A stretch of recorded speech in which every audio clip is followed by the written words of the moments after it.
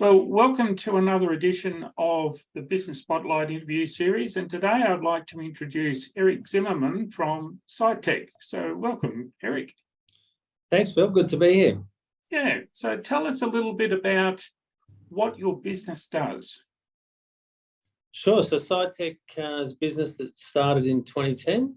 I like to say we protect and promote worksites. So we've got about 2,850 construction sites, and we provide equipment to those. So we portable toilets, temporary fencing, and other equipment.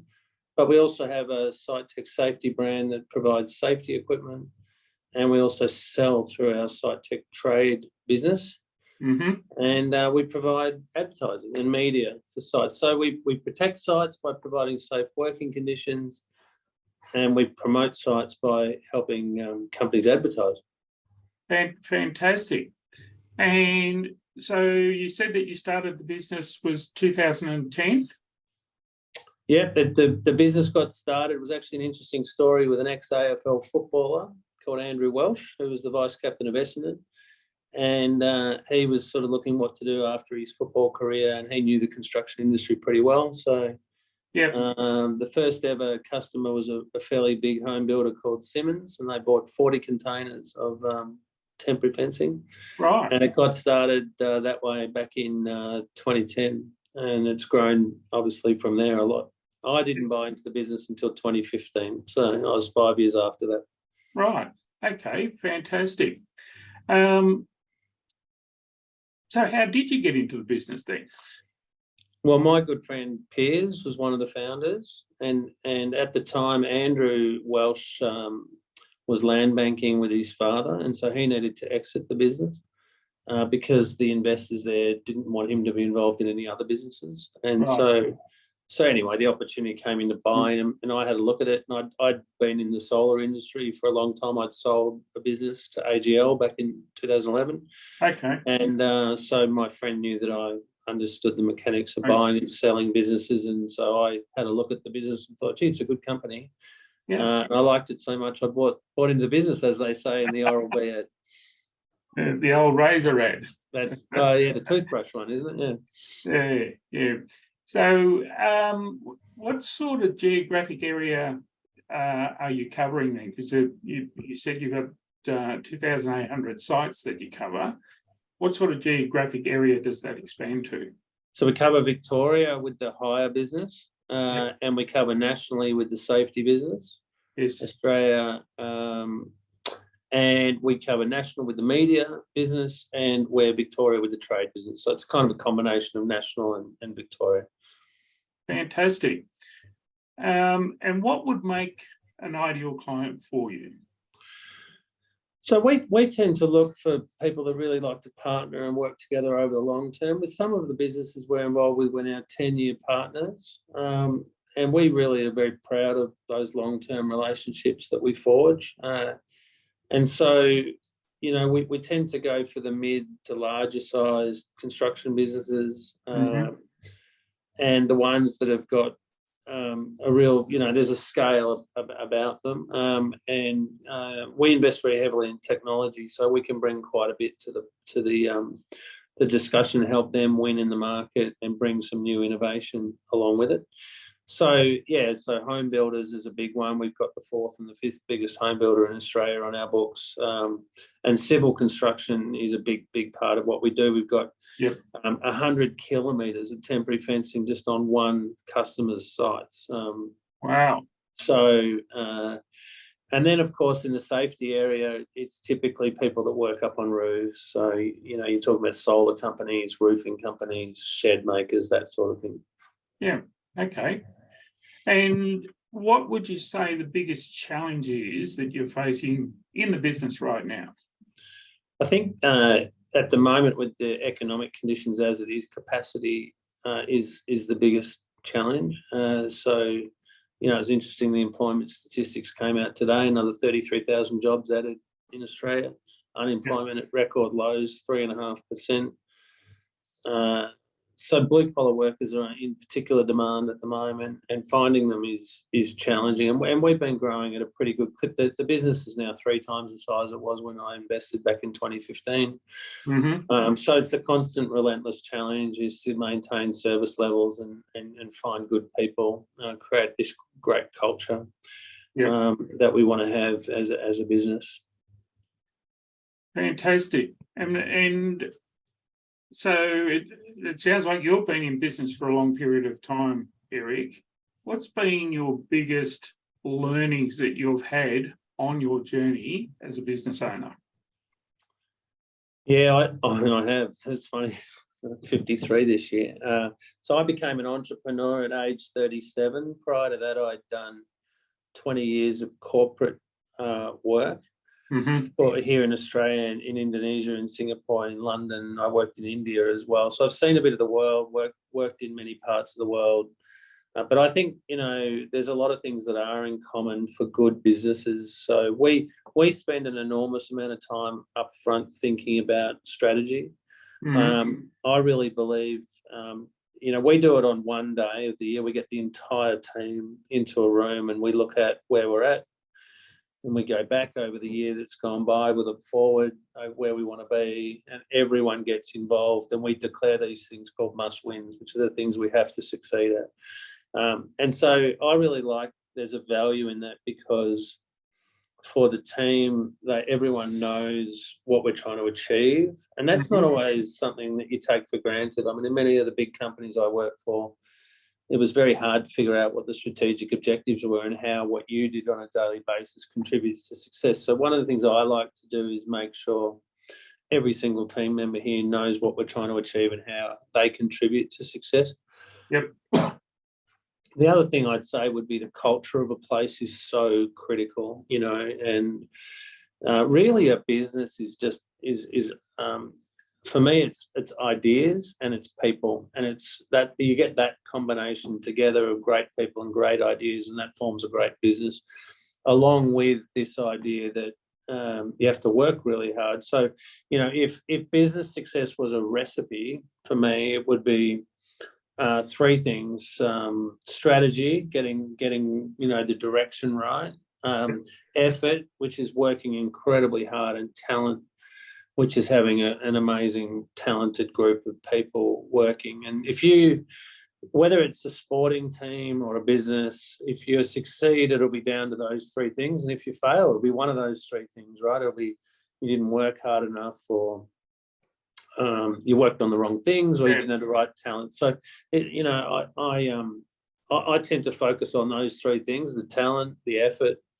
Yeah, and the effort comes from culture, let's face it, and strategy. And I think as a business owner, if you're working on those 3 things generally and you put a lot of effort into them, you'll get them right. Yep. Look, I couldn't agree more, and I really agree with your analogy. Business is like a sport team. A sport team is like a business. And, there's so much that can be learned from that.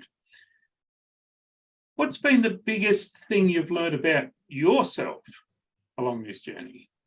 Yeah, I mean, I've had some highs and some lows, and so I remember once back in 2011, I had a solar company, and we were actually the 4th biggest solar company in Australia at the time.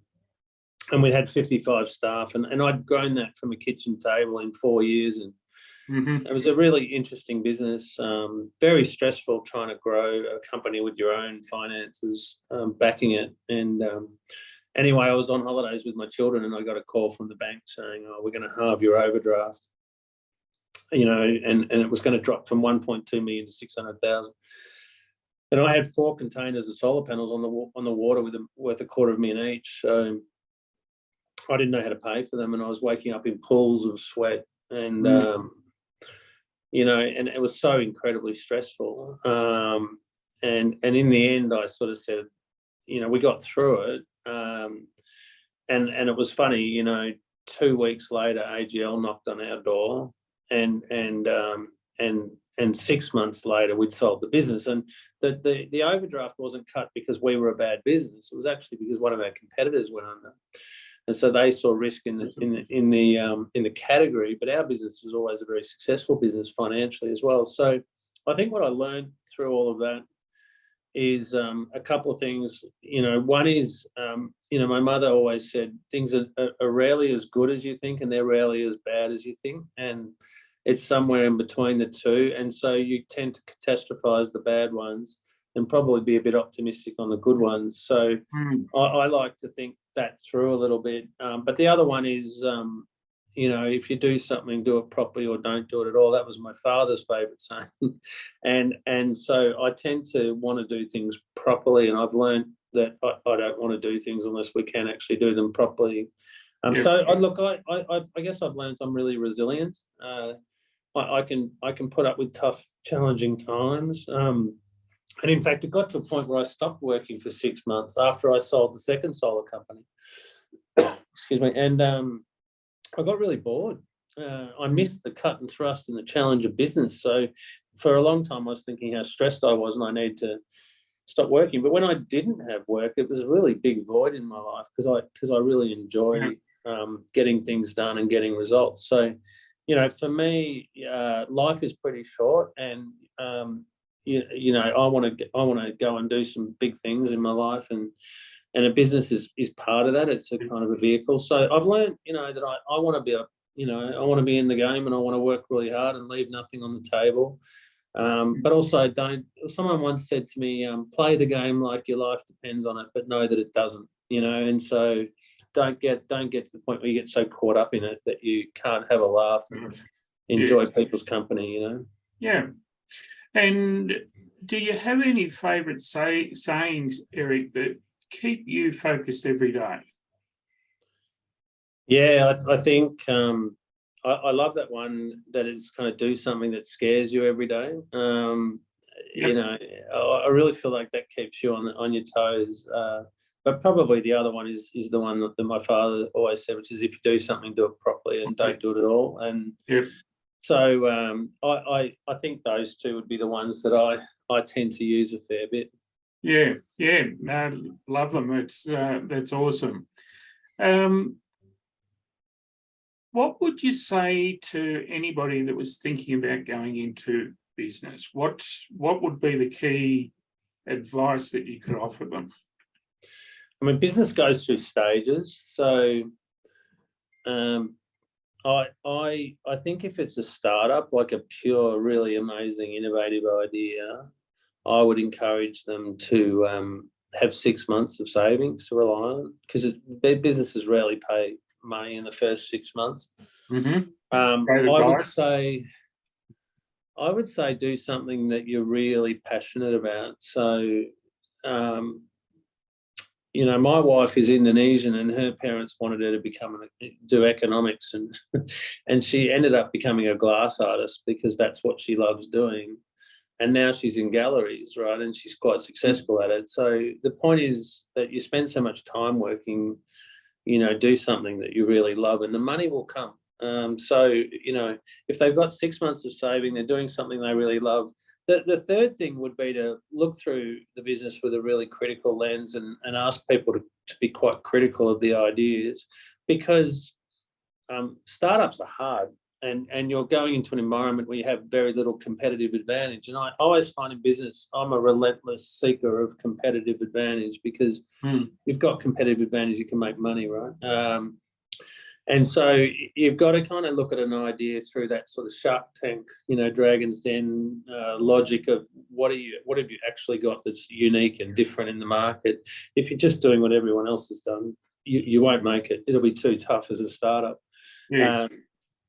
So have a critical eye on it. And then the final one would be, go and build a resilience network around you that's very supportive. I mean, you have to work hard if you're going to do your own business. I worked when I had that first solar company, I was starting at 8 a.m. and coming back at midnight, and I was doing that at least 5 days a week, if not 6. So you're doing 100+ hour weeks. But if you really want it, and you want it badly enough, you've got to be prepared to do the things that others aren't prepared to do. It's as simple as that, and then you will have success. Yep. Absolutely. And Look, I think everything that you've just mentioned here, Erik, has been a common thread through other interviewees in the series as well. And there's probably one more, and I think you mentioned it a little bit earlier, was resilience. You know, you've got to have a strong resilience and the will to persevere as well. Mm. Yeah, 100%. Fantastic. So when you look into the future, what do you see as being the main or the key challenges for the industry and then also your business? Yeah, I mean, the thing that's happening in the world today is change is becoming exponential. So, you know, my father was a futurist. He's passed away now, but he was into looking at what the world's going to look like 10 years in the future. Yep. And I see a lot of change going on. I see a huge amount of disruption. And so at a personal level, I think part of the challenge we've got is to be the disruptor, not the disruptee, if that makes sense. You've got to kind of almost take a look at your business and say, how could I be disrupted? Because there's not a single category on the planet that hasn't been disrupted in the last 15 years. And we're no exception in this industry. Probably the other big challenges is the human factor, is maintaining a culture and attracting the right level of talent. That's an ongoing challenge that you can never really take your eye off. And then the other one is staying healthy, you know, both at a business level, financially, and also at a personal level. Because that's really key to maintaining that resilience, is having, you know, a good mindset and a good physical body. Yeah, absolutely. Couldn't agree more. So, Erik, any final words of wisdom for anybody that may be viewing this video? Yeah, probably just one thing is get a support network around you. If you're going to do a business and you've got a really good idea, then I don't think people regret the things they did in life. They regret the things they don't. And I mean, I've made some huge mistakes and I've lost money on a few of them, but then I've also had some massive wins. So get a network around you, get a business mentor, get a support group that can help you along the way, because you need that. There'll be tough times. But, you know, go for it would be my view. I jumped out at 37 from the corporate world and I've never looked back. Yep. And financially, it's been the best thing I've ever done. And at a personal level, I'm excited about what I've been able to do, but also the next 15 years, I'm also excited. So give it a go, get a network around you, and then you know, put it all out there and they'll be fine. Great words of wisdom. And Erik, thank you so much for participating in this series, and I look forward to following your journey. Thank you. Great, good to chat. Thanks, Bill.